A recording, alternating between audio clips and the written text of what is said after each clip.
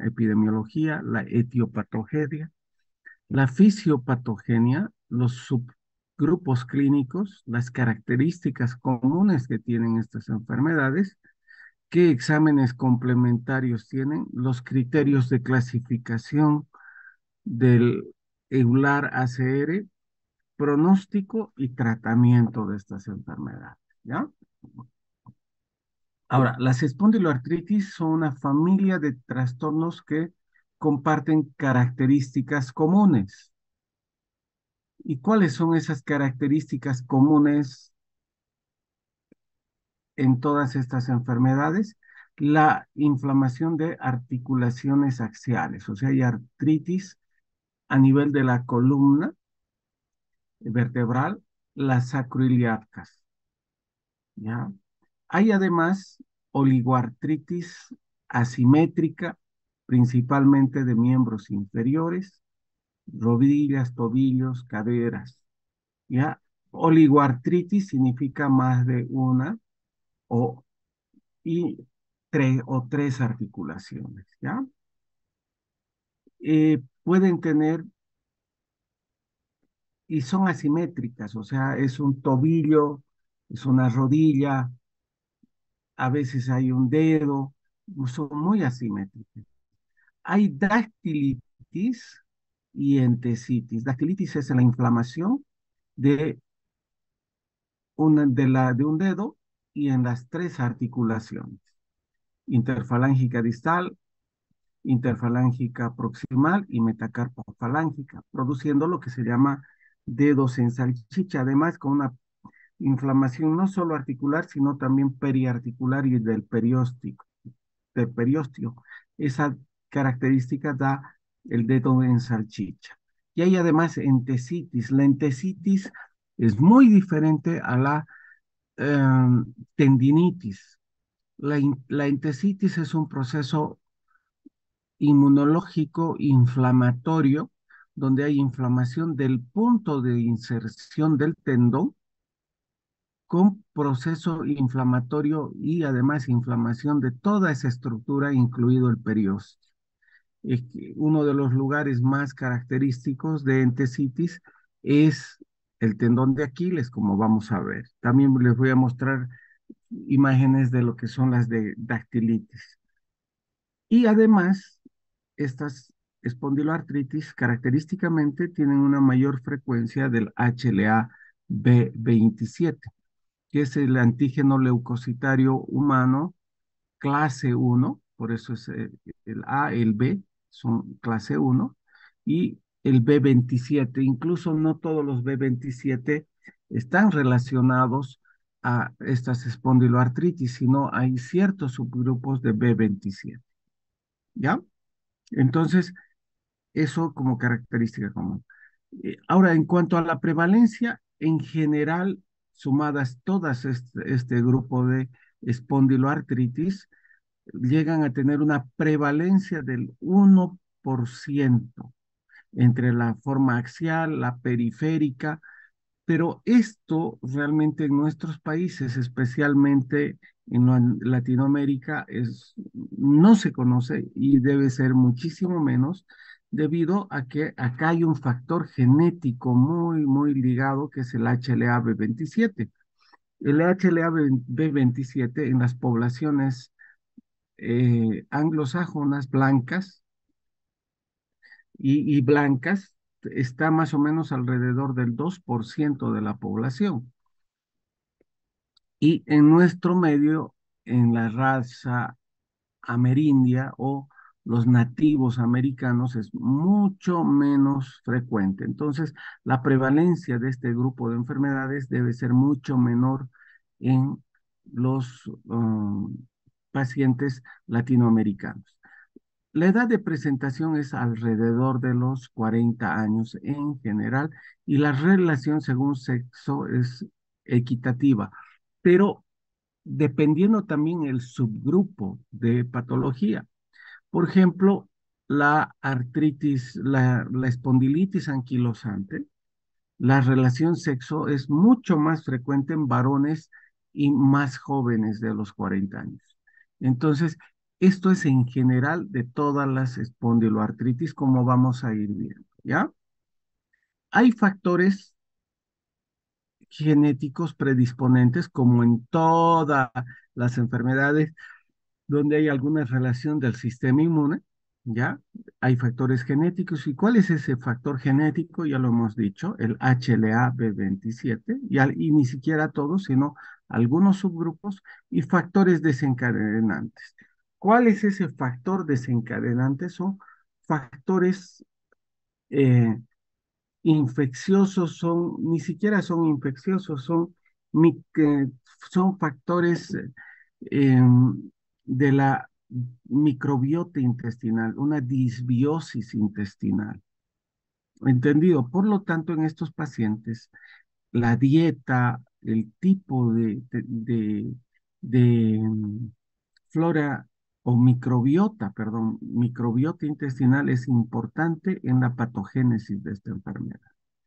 ¿Qué es lo que pasa? ¿Cuál es el evento inicial? Es una disbiosis intestinal. Hay un cambio en la composición de la microbiota. La microbiota es el tipo de microorganismos que existen normalmente en nuestro intestino. Y ese tipo de microorganismos que existen en nuestro intestino van a determinar muchas cosas, incluso cierto tipo de microbiotas se asocian a depresión. Hay gente con sobrepeso, ¿ya? Que tiene cierto tipo de microbiota, mientras las personas delgadas, por más de que coman y coman, tienen otro tipo de microbiota. Personas que se alimentan, por ejemplo, de hamburguesa, de mucha proteína chatarra, cambian su composición de la microbiota hacia una microbiota más que produce mayor producción de otro tipo de degradación de proteínas. Ya, exactamente, es todo un mundo lo que es la microbiota intestinal, ¿ya? Entonces, el evento inicial es una disbiosis, luego hay un cambio en la composición de la microbiota y aumentan las especies patógenas. Esto está en relación incluso a la dieta. Hay, una vez que aumentan las especies patógenas dentro de esta microbiota, hay activación de las células linfoides innatas. Estas células linfoides innatas van a viajar desde el intestino hacia la médula ósea. Ya hacen ese viaje. Y estas células van a producir cambios en el perfil de células y de citoquinas en la médula ósea, en los lugares donde se han depositado. Estas células que han viajado pueden alojarse principalmente en articulaciones periféricas, en la parte de la médula ósea de las articulaciones periféricas o a nivel de las articulaciones axiales, columna vertebral, sacroiliacas, ¿ya? Y es ahí donde van a empezar a producir un cambio de el perfil de células y de citoquinas proinflamatorias y se desencadena la artritis. ¿Les queda claro, Johnny? Sí, doctor. Acá está, acá hay factores genéticos, este es el resumen, hay factores genéticos, ¿ya? Y no genéticos, un aumento del riesgo en esta persona, hay disbiosis a nivel del intestino, lo que va a activar las células linfoides a nivel, células linfoides innatas a nivel de las placas de Peyer a nivel del intestino, cambia el perfil, induce la producción sobre todo de interleuquina 17 y de interleuquina 22, y estas células van a viajar a dos sitios y van a activar preferentemente el tráfico a nivel de el esqueleto axial o a nivel de se van a ir a alojar a nivel em, del- de la médula ósea de las articulaciones periféricas. Si es a nivel periférico, cambian el perfil digamos, de citoquinas, aumenta mucho más interleuquina 17, que había sido uno de los factores que activaba estas células, aumenta la interleuquina 17 y cambia y hay un reclutamiento de la inmunidad hacia una inmunidad proinflamatoria dependiente del factor de necrosis tumoral. Entonces, ¿cuál es el tratamiento principal en este tipo de medicamentos? Son medicamentos que bloqueen TNF, factor de necrosis tumoral, o interleuquina 17. Se dan cuenta cómo la misma patogénesis nos está diciendo qué tipo de terapia ahora necesitamos en estos pacientes. Y a su vez, cuando estas células van al esqueleto axial, terminan produciendo lo mismo, especialmente en aquellos que tienen HLA-B27, donde el factor genético del HLA-B27 es mucho más fuerte. También hay un cambio, una modulación por interleuquina 17 y producción también de mayor citoquinas TNF dependientes.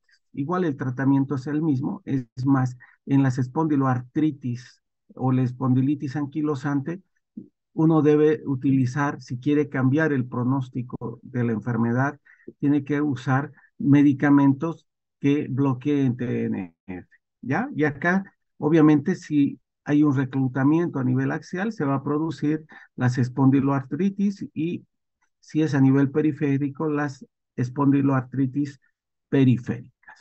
¿Les queda claro? ¿Y qué es lo que pasa a nivel del HLA-B27? Normalmente nosotros tenemos una serie de proteínas que deben ser degradadas. Y para ser degradadas, estas proteínas tienen que ser ubiquitinadas, ¿ya? ¿Qué significa la ubiquitinación? Simplemente es un enlace covalente que se producen a las proteínas. Ya hagan de cuenta que esta es una proteína, se la marca con otra proteína que se llama ubiquitina, y esta ubiquitina, al marcar a esta proteína, va, va a pasar al proteosoma y va a ser degradado. Una vez marcado, pasa al proteosoma y luego entra al endosoma. En el endosoma, cuando es degradada en forma normal, en forma mm, que se llama bien degradada, esta proteína va a ser ensamblada al HLA-B27 de buena calidad y además con la beta 2 microglobulina y se forma ¿qué se llama? Perdón, junto con COP2 se forma estas vesículas y estas vesículas van al aparato de Golgi y en la y en la superficie celular se va a presentar de buena forma este pedazo de proteína, esta secuencia molecular, con su HLA-B27, pero bien formado. ¿Qué es lo que pasa en pacientes con este tipo de patologías?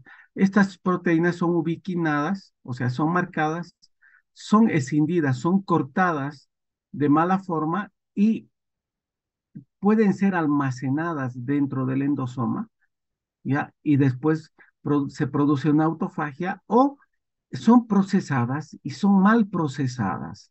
Y al procesarse en forma anormal, ¿sí? Hay un mal procesamiento del HLA-B27 con una proteína que no está bien fragmentada. Y así mal fragmentado y mal presentado por el HLA-B27, que ha sido mal procesado, se presenta esta proteína mal procesada y al ser mal procesada nos va a generar una mala respuesta inmunitaria.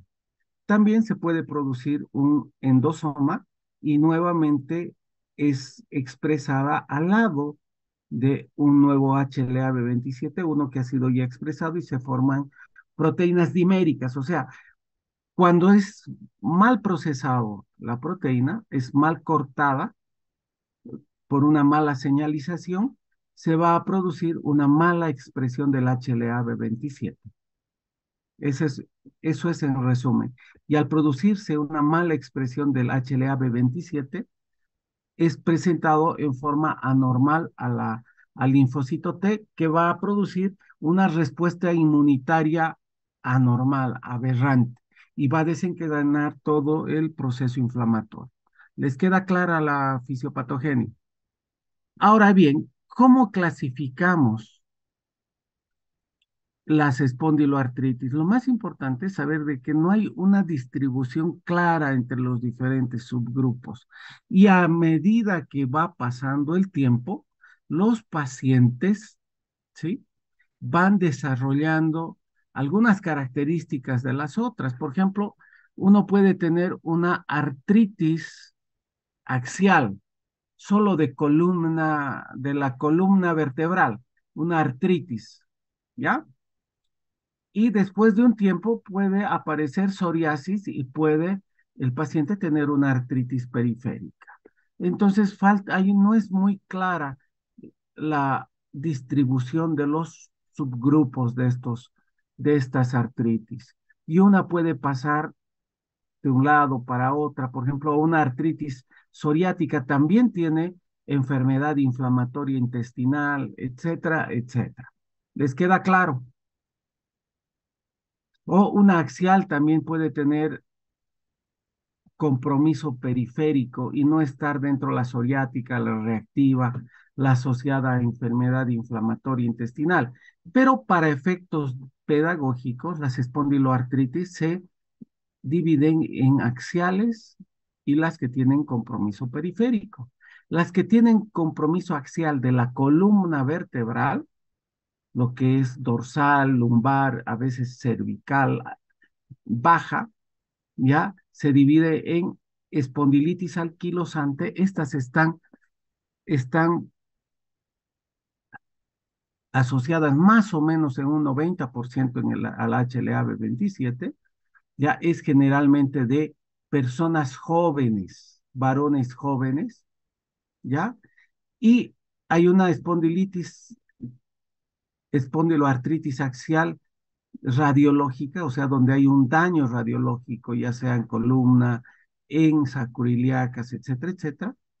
Y hay una espondiloartritis axial no radiológica. ¿Qué características tiene la no radiológica? Es igual a la espondilitis anquilosante, pero sin signos radiológicos, o sea, no hay un daño en la resonancia magnética. Esta tiene mayor incidencia en personas jóvenes, ¿ya? La forma periférica la dividimos en cuatro grupos: la psoriásica, la reactiva y la asociada a enfermedad inflamatoria intestinal. En la forma psoriásica hay cinco formas diferentes. Lo más importante es que tiene el paciente psoriasis en la piel. Es como esas capas de caspa. Han visto alguna vez psoriasis, ¿verdad? Ya van a llevar dermato. Entonces son como capas de caspa, placas de hiperkeratosis a nivel del cuero cabelludo, a nivel de los codos, de las rodillas, del pliegue glúteo, submamario, en el ombligo, detrás de las orejas. Entonces este paciente tiene psoriasis. Y hay diferentes variedades de artritis psoriásica periférica. Hay una que es idéntica a la artritis reumatoide, pero tiene PCC, factor reumatoide negativo, pero sí, ese paciente tiene psoriasis. Eh, Otra característica o otra forma clínica es la oligoarticular. En esta, la artritis psoriática puede ser solo con compromiso interfalángico distal que asemeja a a la artrosis erosiva periférica. Hay una forma también idéntica a la espondiloartritis, pero este paciente tiene psoriasis. En relación a la artritis reactiva, antes se llamaba síndrome de Reiter. Y esta forma periférica de artritis reactiva es cuando la persona ha tenido una infección. ¿Dónde se produce la infección? A nivel respiratorio es el estreptococo. Antes se llamaba fiebre reumática. Ahora nosotros tenemos una artritis reactiva con artritis periférica secundaria a una infección de estreptococo a nivel de la garganta. Eso es lo que antes clásicamente se llamaba la fiebre reumática. Si se dan cuenta, comparte estas características la fiebre reumática. El segundo foco de la artritis reactiva es el foco intestinal. Son personas que tienen una infección activa, por ejemplo, a nivel intestinal por una Shigella, Salmonella, una Escherichia coli, y que luego de comerse una hamburguesa, van a tener una infección por estos microorganismos. El microorganismo o nuestro organismo se va a defender y van a generar una artritis reactiva. El tercer foco es el foco genital, que era el clásico. ¿Por qué? Porque producía artritis, uretritis y uveitis, eso era el Reiter. ¿Ya? ¿Y qué germen es el implicado en la reacción de la infección genital? Acá tenemos la clamidia. También en este grupo de artritis reactivas, exactamente dónde está ubicada, está el VIH. Son pacientes con VIH que al estar con este tipo de enfermedades hacen mucho más artritis. Los pacientes con VIH hacen activación de este tipo de artritis. Las espondiloartritis con el VIH, y a medida que el VIH se hace mucho digamos, más avanzado, tienen mayor probabilidad de hacer una artritis reactiva. Es más, un paciente con artritis, con psoriasis, artritis reactiva, una espondiloartritis, todo eso, siempre hay que pensar de que no esté cursando además con un VIH. El otro grupo de espondiloartritis periférica es la asociada a enfermedad inflamatoria intestinal, como el Crohn, la colitis ulcerosa. Son pacientes que tienen artritis en un tobillo, son artritis que tienen, o son pacientes que tienen artritis en una rodilla, no muy intensa a veces, o a veces un poco más prolongada, y cuando uno les pregunta, cursan con episodios de diarrea que son tan largos a veces que el paciente los toma como normal. ¿Cuántas veces entras al baño normalmente? 3, 4 veces. Uno les hace una colonoscopía o se les pone una cápsula endoscópica y lo que encuentra es inflamación en el intestino. Puede ser Crohn o colitis ulcerosa. En relación a la espondiloartritis indiferenciada, son artritis pueden tener compromiso axial, pueden haber psoriasis, puede haber artritis reactiva, van mezclando este tipo de artritis. No podemos decir pertenece a este grupo. También hay otro grupo, hay otras enfermedades, como por ejemplo el SAFO, es una artritis secundaria al acné pustuloso. Son personas que tienen un acné muy intenso y en relación a esa infección del acné hacen una reacción y una artritis tipo reactiva. ¿Les queda claro? Les estoy tratando de explicar de la forma más sencilla posible para que tengan una idea de qué son las espondiloartritis. Entonces, ¿qué características tiene esta artritis? Se presenta en el 96 a 98% de las artritis periféricas, ¿ya? Y hay algunas axiales que también tienen compromiso periférico. La artritis es predominantemente de extremidades inferiores y es oligoarticular, más a una, menos de 5, es asimétrica y va a producir una artritis anquilosante con hiperostosis, neoformación de hueso. Son pacientes que van soldando la articulación. Los dedos ya no los pueden mover. En la artritis hay erosiones y los dedos prácticamente se desarticulan, para que me entiendan, mientras acá estos se anquilosan. Por eso antes se llamaba eh, espondiloartropatías o artritis anquilosante también en algún momento. ¿Entendido? La entesitis es la inflamación, les decía, de la inserción, fíjense, este tendón de Aquiles, y fíjense el proceso inflamatorio que hay acá a nivel de la inserción del tendón, donde todo el tendón está inflamado. Fíjense la diferencia entre esto. Todo el tendón está inflamado y hay una inflamación en el punto de inserción y además el tendón, el periósteo, está inflamado, toda la fascia superficial del hueso. La dactilitis, fíjense, esta es una dactilitis, hay artritis acá en la metatarso-falángica, interfalángica proximal y distal. Son los dedos en salchicha. Fíjense quién es este. Él ya no es príncipe, ¿no? Sino el rey de Inglaterra. Ah, fíjense este dedo, este es un dedo en salchicha muy característico. Fíjense, son salchichas verdaderas, ¿verdad? Porque hay artritis interfalángica proximal, interfalángica distal, además con metacarpofalángicas, y además no solo es la articulación, sino todo el aparato periarticular el que se inflama y por eso da esa sensación de dedo en salchicha. La uveitis es la inflamación de la segunda capa del ojo. Ya, primero la externa es la esclera. La artritis reumatoide les había dicho que tiene mucha escleritis, mientras este tipo de artritis inflama la segunda capa, la capa vascular. Se produce una uveitis. El lumbago, vamos a hablar mañana de dolor lumbar. El lumbago se produce, fíjense, es el dolor de espalda o dolor de low back pain o dolor de espalda baja de tipo inflamatorio. Es el dolor de espalda o dolor lumbar inflamatorio. Son pacientes que amanecen con dolor, con rigidez a nivel dorsal o lumbar, principalmente lumbar o sacroiliaca. ¿Por qué amanecen en la mañana con más dolor y a medida que va pasando el día va mejorando?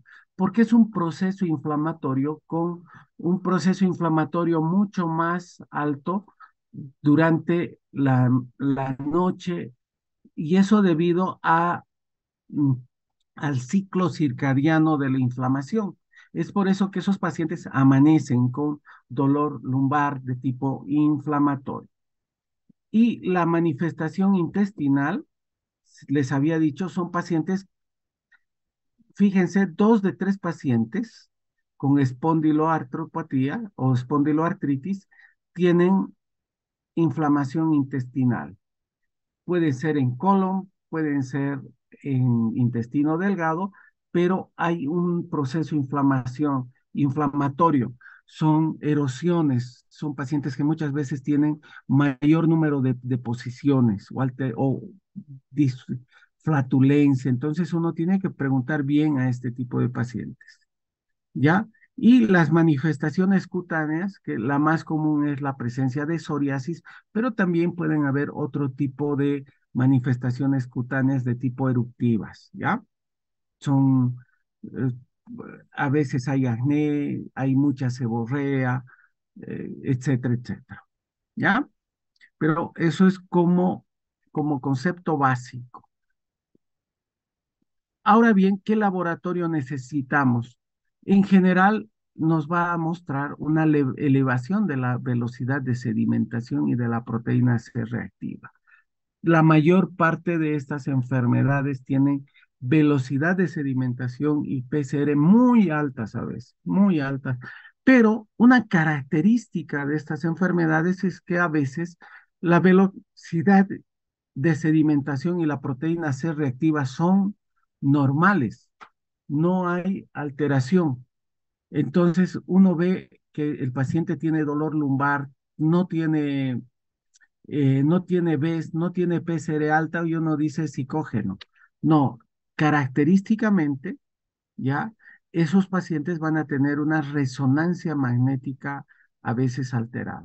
Por lo tanto, una vez y una PCR, pese a que casi siempre están elevadas, una vez y una PCR normales no nos descartan la enfermedad.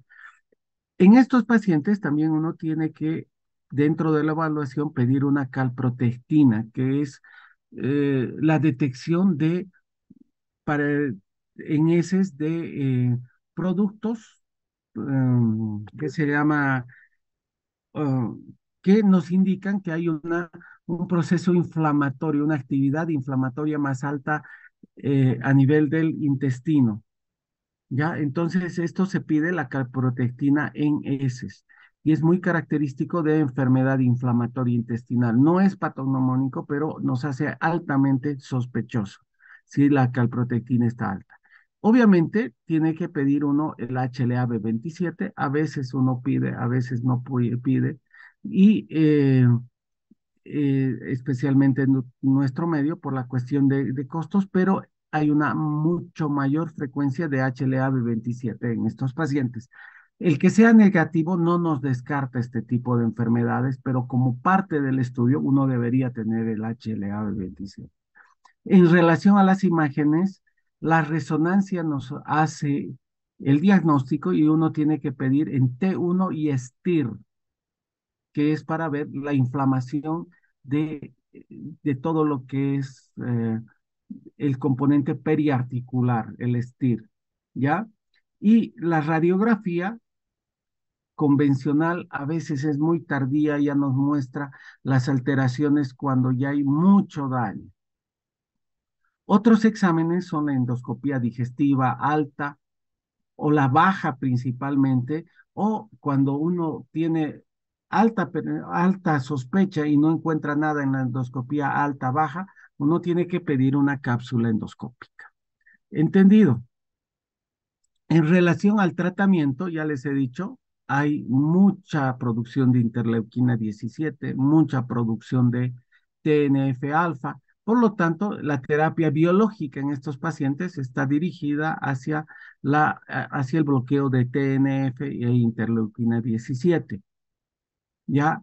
Y obviamente si uno tiene una espondiloartritis con componente de psoriasis, la, con compromiso periférico de tipo psoriásico, ¿cuál va a ser el tratamiento de elección cuando hay psoriasis? El metotrexato, ¿verdad? En las reactivas puede uno, lo que tiene que hacer obviamente es tratar la infección y eventualmente utilizar metotrexato o sulfasalacina o mesalacina, especialmente en quienes utilizamos la sulfasalacina y la mesalacina en las artritis, espondiloartritis periféricas asociadas a enfermedad inflamatoria intestinal, ¿verdad?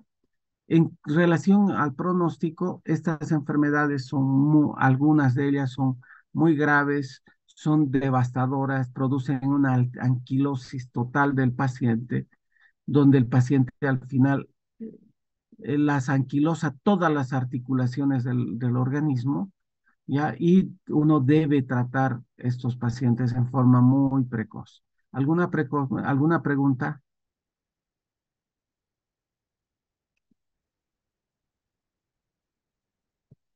Eso es en general lo que son las espondiloartritis, muchachos.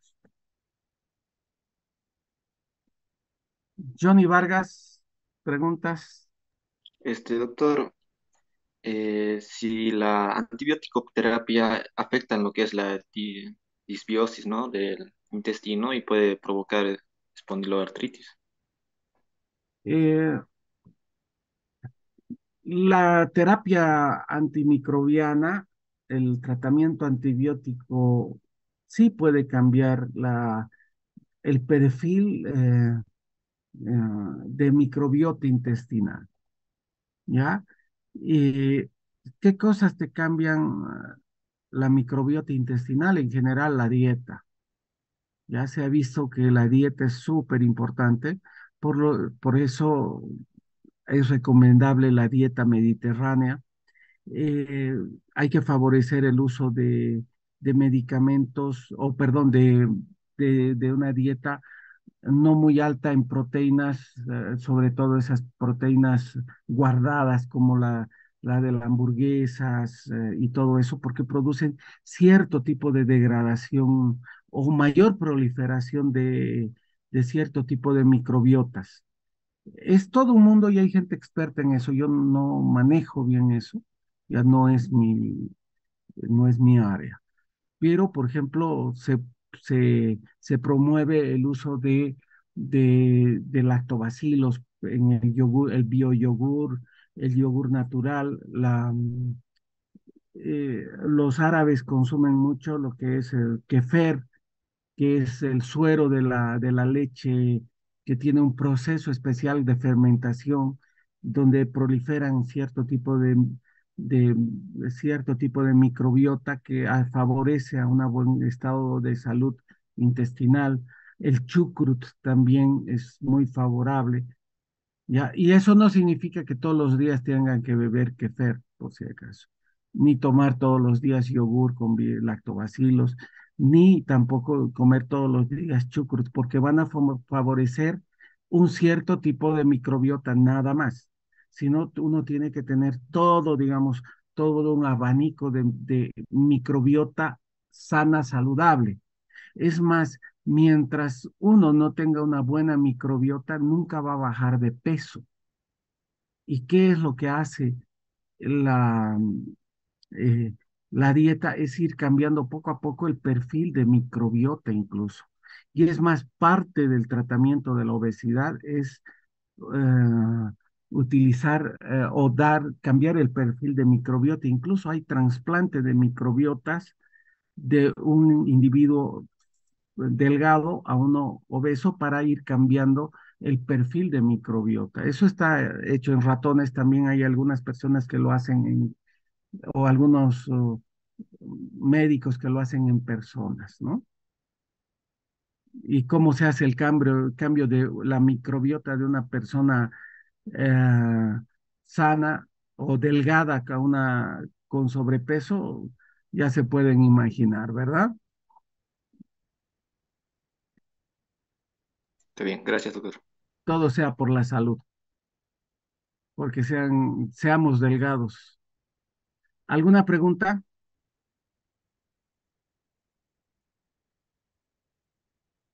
Bueno, nos vamos, muchachos, 10:30. No hay más preguntas, ya no hay más ovación, como dice don Oscar Galdo. Ya, nos vemos mañana a la misma hora.